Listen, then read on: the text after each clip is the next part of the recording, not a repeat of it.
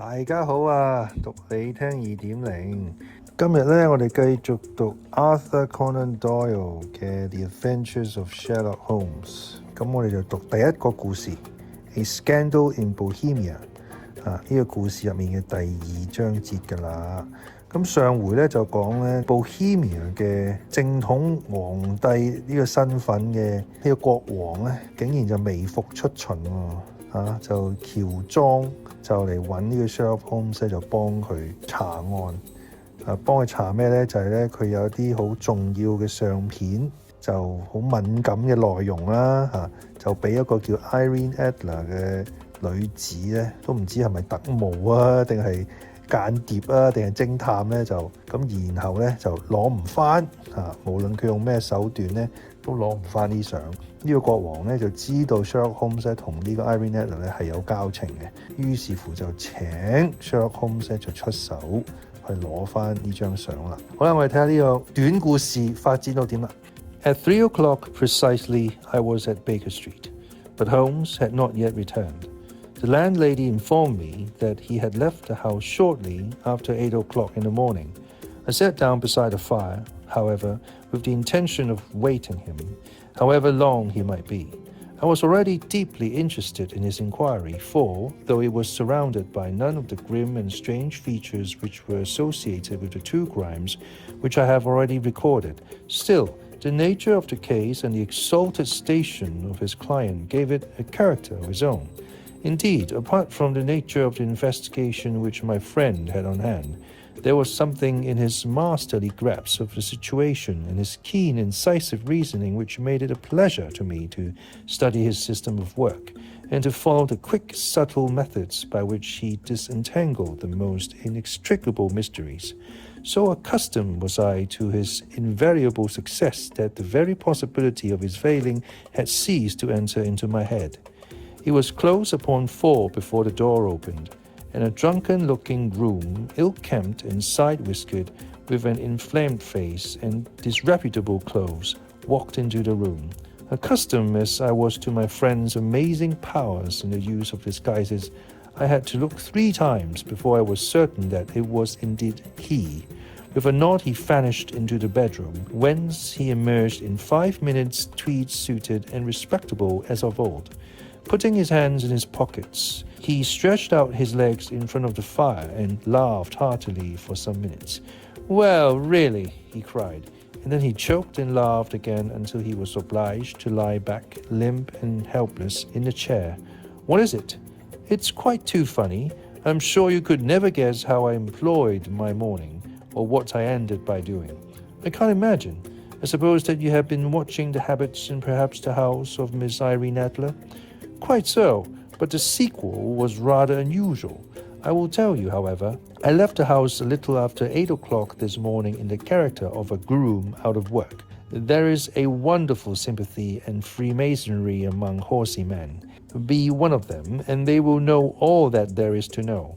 I soon found Bryony Lodge. It is a Bijou villa, with a garden at the back, but built out in front right up to the road, 2 stories, chop-locked to the door, large sitting room on the right side, well furnished, with long windows almost to the floor, and those preposterous English window fasteners which a child could open. Behind there was nothing remarkable, save that the passage window could be reached from the top of the coach house. I walked round it and examined it closely from every point of view, but without noting anything else of interest. I then lounged down the street and found, as I expected, that there was a mews in the lane which runs down by one wall of the garden. I lent the ostlers a hand in rubbing down their horses, and received in exchange 2 pence, a glass of half and half, 2 fills of shag tobacco, and as much information as I could desire about Miss Adler, to say nothing of half a dozen of other people in the neighbourhood in whom I was not in the least interested, but whose biographies I was compelled to listen to. "And what of Irene Adler?" I asked. "Oh, she has turned all the men's heads down in that part. She's the daintiest thing under a bonnet on this planet. So say the Serpentine Muse to a man. She lives quietly, sings at concerts, drives out at 5 every day and returns at 7 sharp for dinner. seldom goes out at other times, except when she sings. Has only one male visitor, but a good deal of him. He is dark, handsome, and dashing, never calls less than once a day, and often twice. He is a Mr. Godfrey Norton of the Inner Temple.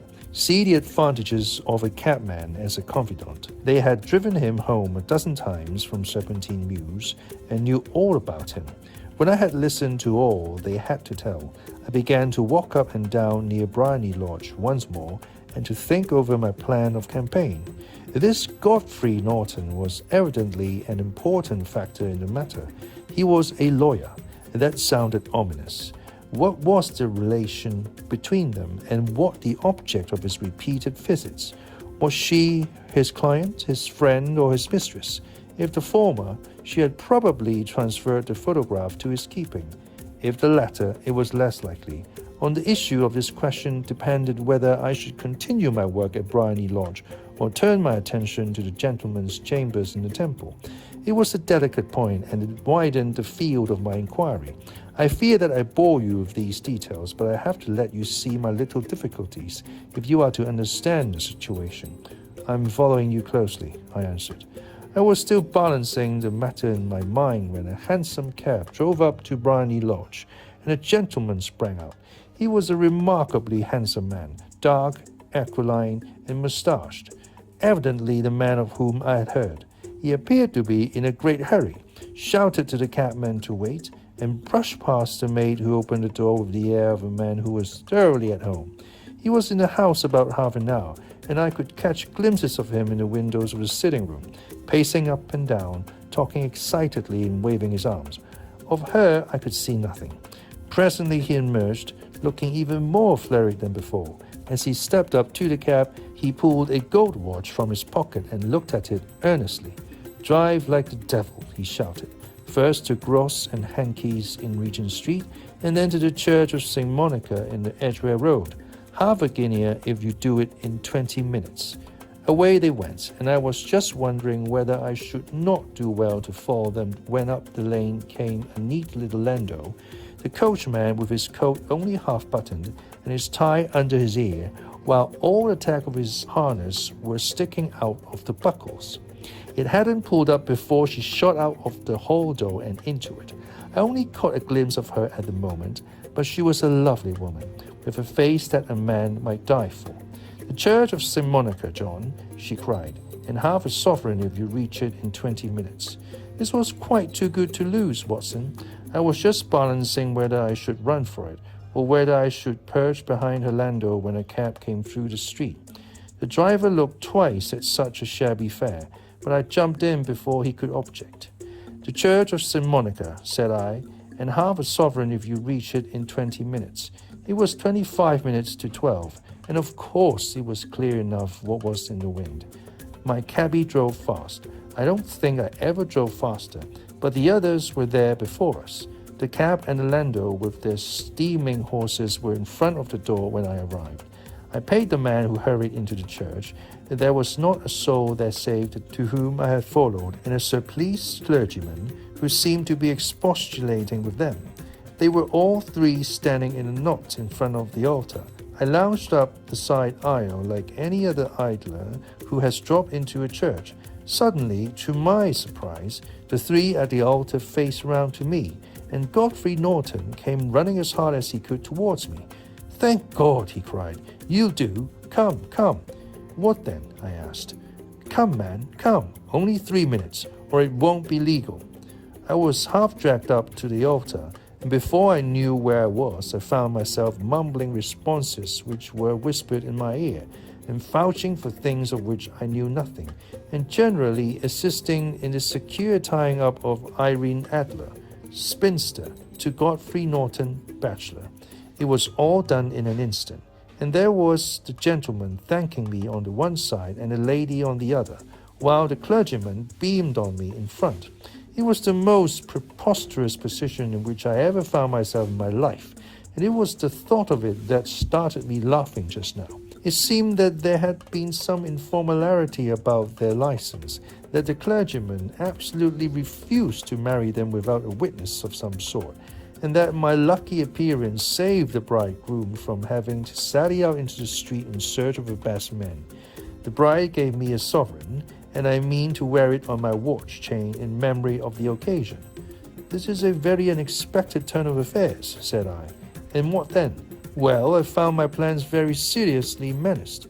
It looked as if the pair might take an immediate departure, and so necessitate very prompt and energetic measures on my part. At the church door, however, they separated, he driving back to the temple, and she to her own house. I shall drive out in the park at 5 as usual, she said as she left him. I heard no more.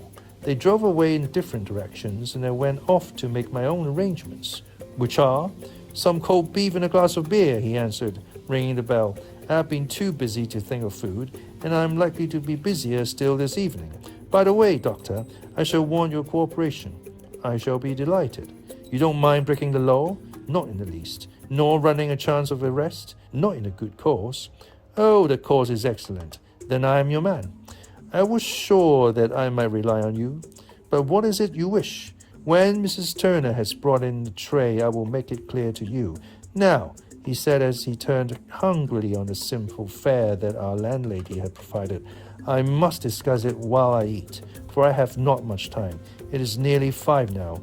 In 2 hours, we must be on the scene of action. Miss Irene, or Madame, rather, returns from her drive at 7. We must be at Briony Lodge to meet her. And what then? You must leave that to me. I have already arranged what is to occur. There is only one point on which I must insist. You must not interfere, come what may. You understand?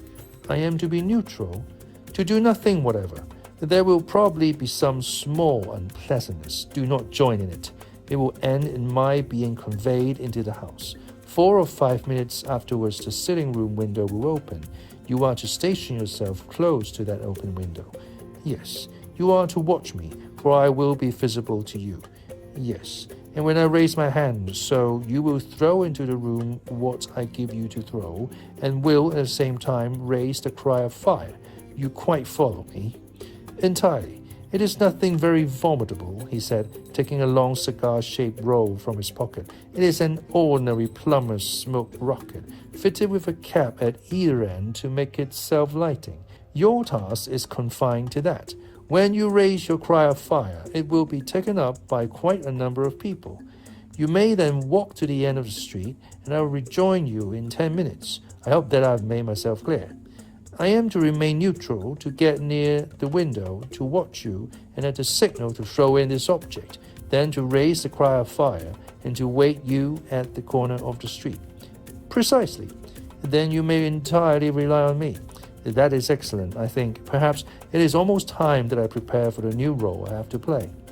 He disappeared into his bedroom and returned in a few minutes in the character of an amiable and simple-minded nonconformist clergyman. His broad black hat, his baggy trousers, his white tie, his sympathetic smile, and general look of peering and benevolent curiosity were such as Mr. John Hare alone could have equalled.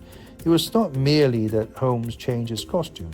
His expression, his manner, his very soul seemed to vary from every fresh part that he assumed. The stage lost a fine actor, even as science lost an acute reasoner, when he became a specialist in crime. It was 6:15 when we left Baker Street, and it still wanted 10 minutes to the hour when we found ourselves in Serpentine Avenue. It was already dusk, and the lamps were just being lighted as we paced up and down in front of Briony Lodge, waiting for the coming of its occupant. The house was just as I had pictured it from Sherlock Holmes' succinct description, but the locality appeared to be less private than I expected. On the contrary, for a small street in a quiet neighborhood, it was remarkably animated. There was a group of shabbily dressed men smoking and laughing in a corner, a scissors grinder with his wheel, 2 guardsmen who were flirting with a nurse girl, and several well-dressed young men who were lounging up and down with cigars in their mouths.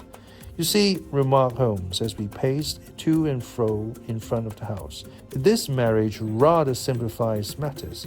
The photograph becomes a double-edged weapon now. The chances are that she would be as averse to its being seen by Mr. Godfrey Norton as our client is to its coming to the eyes of his princess. Now the question is, where are we to find the photograph? Where, indeed? It is most unlikely that she carries it about with her. It is cabinet size, too large for easy concealment about a woman's dress. She knows that the king is capable of having her waylaid and searched. 2 attempts of the sort have already been made. We may take it, then, that she does not carry it about with her. Where, then? Her banker or her lawyer?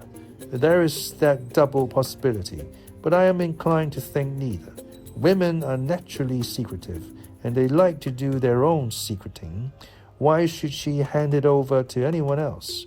She could trust her own guardianship, but she could not tell what indirect or political influence might be brought to bear upon a businessman. Besides, remember that she had resolved to use it within a few days. It must be where she can lay her hands upon it. It must be in her own house. But it has twice been burgled. Sure, they did not know how to look. But how will you look? I will not look. What then? I will get her to show me. But she will refuse. She will not be able to. But I hear the rumble of wheels. It is her carriage. Now carry out my orders to the letter. As he spoke, the gleam of the sidelights of the carriage came round the curve of the avenue. It was a smart little landau which rattled up to the door of Bryony Lodge.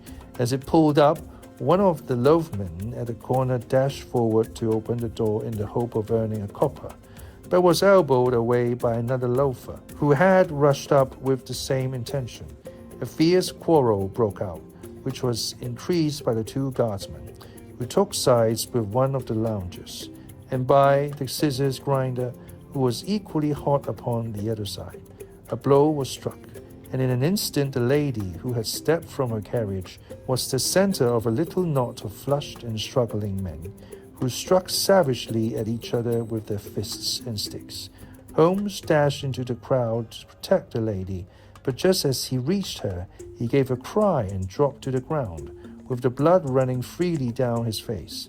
As his fall, the guardsmen took to their heels in one direction and the loungers in the other, while a number of better-dressed people who had watched the scuffle without taking part in it crowded in to help the lady and to attend to the injured men. Irene Adler, as I will still call her, had hurried up the steps, but she stood at the top with a superb figure outlined against the lights of the hall, looking back into the street. "Is the poor gentleman much hurt?" she asked. "He is dead," cried several voices. No, there's life in him," shouted another. "But he'll be gone before you can get him to hospital." "He's a brave fellow," said a woman. "They would have had the lady's purse and watched it if it hadn't been for him. They were a gang, and a rough one too. Ah, he's breathing now. He can't lie in the street. May we bring him in, ma'am?" "Surely. Bring him into the sitting room. There is a comfortable sofa. This way, please." Slowly and solemnly he was borne into Bryony Lodge and laid out in the principal room, while I still observed the proceedings from my post by the window. The lamps had been lit, but the blinds had not been drawn, so that I could see Holmes as he lay upon the couch. I do not know whether he was seized with compunction at that moment for the part he was playing, but I know that I never felt more heartily ashamed of myself in my life than when I saw the beautiful creature against whom I was conspiring, or the grace and kindliness with which she waited upon the injured man. And yet it would be the blackest treachery to Holmes to draw back now from the part which he had entrusted to me. I hardened my heart and took the smoke rocket from under my ulster. After all, I thought, we are not injuring her. We are but preventing her from injuring another. Holmes had sat up upon the couch, and I saw him motion like a man who is in need of air. A maid rushed across and threw open the window. At the same instant, I saw him raise his hand, and at the signal, I tossed my rocket into the room with a cry of "Fire!" The word was no sooner out of my mouth than the whole crowd of spectators, well-dressed and ill, gentlemen, ostlers, and servant-maids, joined in the general shriek of "Fire!" Thick clouds of smoke curled through the room and out at the open window. I caught a glimpse of rushing figures, and a moment later the voice of Holmes from within assuring them that it was a false alarm. Slipping through the shouting crowd, I made my way to the corner of the street, and in 10 minutes was rejoiced to find my friend's arm in mine, and to get away from the scene of uproar. He walked swiftly and in silence for some few minutes until we had turned down one of the quiet streets which lead towards the Edgware Road. You did it very nicely, Doctor, he remarked. Nothing could have been better. It is all right. You have the photograph? I know where it is. And how did you find out? She showed me, as I told you she would. I'm still in the dark.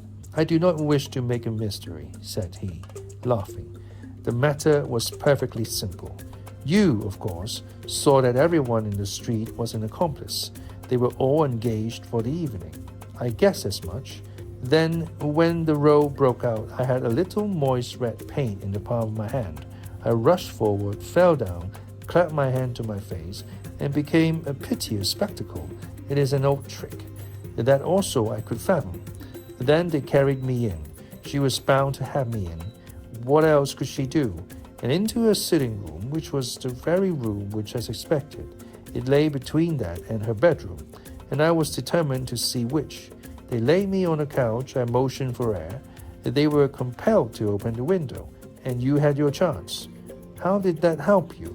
It was all important. When a woman thinks that her house is on fire, her instinct is at once to rush to the thing which she values most. It is a perfectly overpowering impulse, and I have more than once taken advantage of it. In the case of the Darlington substitutional scandal, it was of use to me, and also in the Armsworth Castle business. A married woman grabs at her baby, an unmarried one reaches for a jewel box. Now it was clear to me that Our Lady of today had nothing in the house more precious to her than what we are in quest of. She would rush to secure it. The alarm of fire was admirably done. The smoke and shouting were enough to shake nerves of steel. She responded beautifully. The photograph is in a recess behind a sliding panel just above the right bell pull. She was there in an instant, and I caught a glimpse of it as she half drew it out. When I cried out that it was a false alarm, she replaced it, glanced at the rocket, rushed from the room, and I have not seen her since. I rose and, making my excuses, escaped from the house. I hesitated whether to attempt to secure the photograph at once, but the coachman had come in, and as he was watching me narrowly, it seemed safer to wait. A little over-precipitance may ruin all. And now, I asked, our quest is practically finished. I shall call with the king tomorrow, and with you if you care to come with us. We will be shown into the sitting room to wait for the lady. But it is probable that when she comes, she may find neither of us nor the photograph. It might be a satisfaction to His Majesty to regain it with his own hands. And when will you call? At 8 in the morning. She will not be up, so that we shall have a clear field. Besides, we must be prompt, for this marriage may mean a complete change in her life and habits. I must wire to the king without delay. We had reached Baker Street and had stopped at the door. He was searching his pockets for the key when someone passing said, "Good night, Mr. Sherlock Holmes." There were several people on the pavement at the time, but the greeting appeared to come from a slim youth in an ulster who had hurried by. "I've heard that voice before," said Holmes, staring down the dimly lit street. "Now I wonder who the deuce that could have been." 非常之精彩嘅案情啦，咁就 Sherlock Holmes 就展示到佢嘅智慧啦，就利用Watson 咧就煽風點火啦然之後咧就查到咧呢個 Irene Adler 咧將呢個貴重物件收埋喺屋企嘅邊一個角落啦。好，我哋睇下有啲咩字先。Expostulate, expressing strong disapproval or disagreement。文中咧就講有一個 clergyman 咧就 expostulate 緊嘅同入面嘅人。另外一個字 compunction, a feeling of guilt or moral scruple that prevents or follows the doing of something bad。呢個於心不忍內疚文中就係講Sherlock Holmes 匿埋咗喺佢呢個 Adler 嘅屋入邊嘅一個位置咧，就令到 Watson 咧覺得，咦呢個匿埋呢個位會唔係幾好啊 ？Compunction， 跟住最尾一個 Over-precipitance， 即係一個比突如其來更加誇張嘅一個狀況嚇。Rashness or suddenness of action。Over-precipitance 好過一個好仲要 over 咗嘅 over rashness 或者 over sudden。好，呢節讀到呢度，下回咧相信都進入呢個短篇嘅結局。下次再見啦，拜拜。